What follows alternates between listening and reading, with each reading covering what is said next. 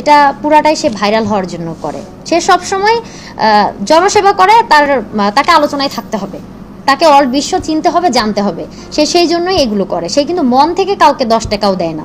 নির্বাচন কমিশনার বিরুদ্ধে খুবই দুঃখ প্রকাশ করতেছি আমি আমার উপর, কারণ আমরা যে চিঠি দিয়েছিলাম সেই চিঠির উত্তর না।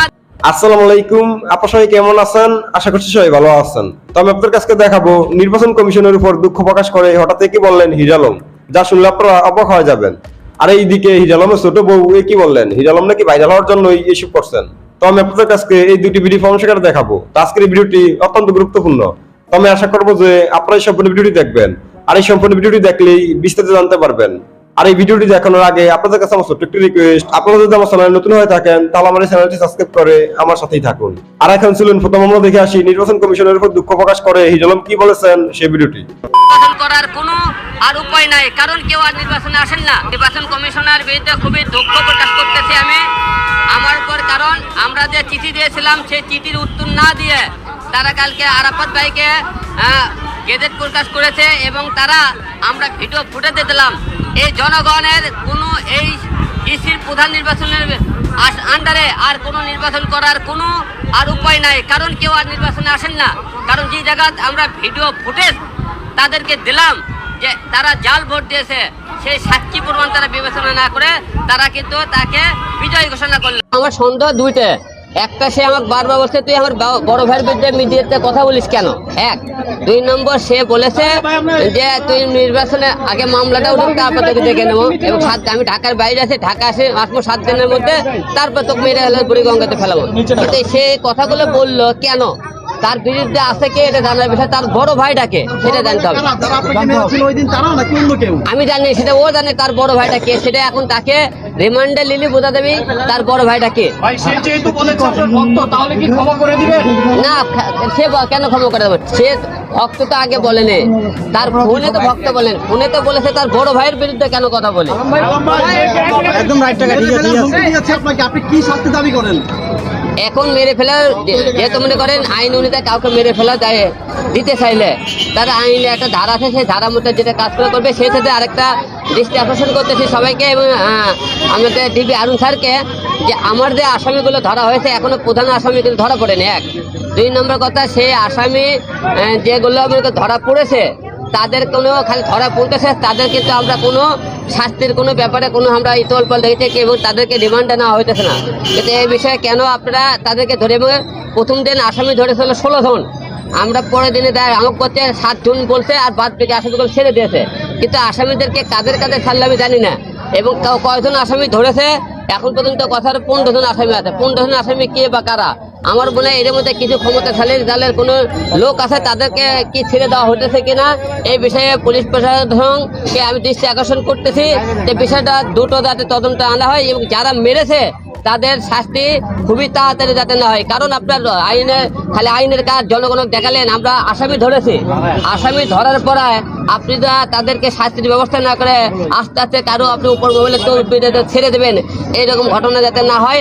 আমরা যে আসামি আমাকে 16 তারিখে বেদম হারে মারধর করেছে, সেই মারধরের তাদেরকে আমরা সুষ্ঠু তদন্ত বিচার এবং তাদের সর্বোচ্চ শাস্তি আমরা জনগণ এবং তাড়াতাড়ি দেখতে চাই, এবং তাহলে এই আইনের প্রতি আস্থা পেয়ে, কারণ আপনারা কোনো উপর মহলে তদবিরে কাউকে যাতে না ছেড়ে দেওয়া হয়, আমরা তাদের খুব তাড়াতাড়ি আমরা শাস্তি দাবি জানাই। হিরো আলমের যেভাবে উত্থান সেটি তো আসলে টিকটক বলুন, ইউটিউব বলুন, অথবা চলচ্চিত্রে তাদের মতো করে চলচ্চিত্র আর কি, সেই ধরনের কর্মকাণ্ডের মধ্যে দিয়ে আসলে তার এই পর্যায়ে আসা। আপনি বর্তমান সংসদের দিকেও যদি তাকান, এর আগের অন্য দলগুলো যখন ক্ষমতায় ছিল সেই সময় সংসদের দিকে তাকান, 2-1 জনকে আমরা এমনভাবে পেয়েছি যারা কিভাবে সংসদ সদস্য হলো সেই জায়গাগুলোতে কিন্তু যথেষ্ট প্রশ্ন থেকে যায়। হিরো আলমের নিজের মধ্যে তো একটা সাহস তৈরি হয়েছে, আমি এটাকে উপজীব্য বা বিষয়বস্তু করে কথাটা বলতে চাই। এই সাহসটা তৈরি হলো কিভাবে?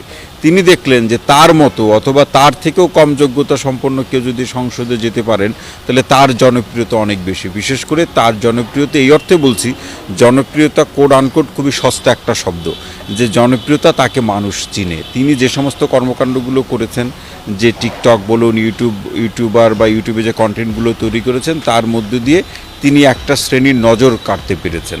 হিরো আলমের নির্বাচনে অংশ নেওয়ার চেয়ে তার আলোচনায় থাকাটা কিন্তু অনেক বেশি গুরুত্বপূর্ণ, এবং এই আলোচনায় আর আমাদের রাজনৈতিক দলগুলো কখনো কখনো এতটাই অগণতান্ত্রিক, এতটাই বোধ বুদ্ধিহীন আচরণ করে বসে, সেটা যে কারণেই হোক আচরণগুলো করে বসে, যে এই ধরনের প্রার্থীদের আমরা দুর্বৃত্ত শব্দটা বলে পার পেয়ে যাই। এই যে হামলাটা হলো, সেই হামলা, এই ধরনের হামলাগুলো করে এখন তার ব্যাপারে মার্কিন যুক্তরাষ্ট্র জাতিসংঘ উদ্বেগ জানিয়েছে, কারণ আমরা যেভাবেই বিচার করি না কেন তিনি কিন্তু নির্বাচনে একজন প্রার্থী।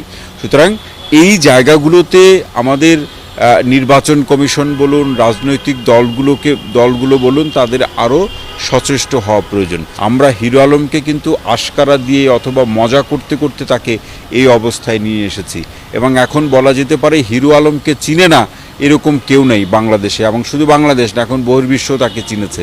এই দায়টা কার? এই দায়টা আমাদের। হিরো আলমের জীবনে যখন যা কিছু ঘটে সবকিছুই সে তার নিজস্ব ইউটিউব চ্যানেল হিরো আলম অফিসিয়ালে আপলোড করে। সেদিনকার হামলার ভিডিও এখানে আপলোড করা আছে এবং টাইটেল দিয়েছে যে হিরো আলমের উপর আজ যেভাবে হামলা হলো। ইউটিউবাররা যখন কোনো ভিডিও আপলোড করে তখন কিছু ট্যাগ ইউজ করে, যেগুলো খালি চোখে দেখা যায় না, কিছু অ্যাপ ইউজ করেই কেবল এগুলো দেখা যায়। এবং সেই অ্যাপটা হচ্ছে আমরা ইউজ করেছি হচ্ছে TubeBuddy app. TubeBuddy app use করে আমরা যে ট্যাগগুলো দেখতে পেয়েছি হিরো আলমের ভিডিওতে, সেগুলো একেবারে দেখেন যে কি ট্যাগ আছে, হিরো আলম এমপি, এই ট্যাগটা সে ইউজ করেছে, যে হিরো আলম এমপি, এবং এই ট্যাগের স্কোরটা দেখেন খুবই ভালো, ভেরি গুড স্কোর এসেছে। এবং আরও কিছু ট্যাগ আছে, সে যেমন ধরেন যে হিরো আলম ফানি ভিডিও, সে ট্যাগ ইউজ করেছে হিরো আলম ফানি ভিডিও, অর্থাৎ হিরো আলম নিজে হামলার শিকার হয়েছে এবং সে এটাকে ফানি ভিডিও বলে চালা।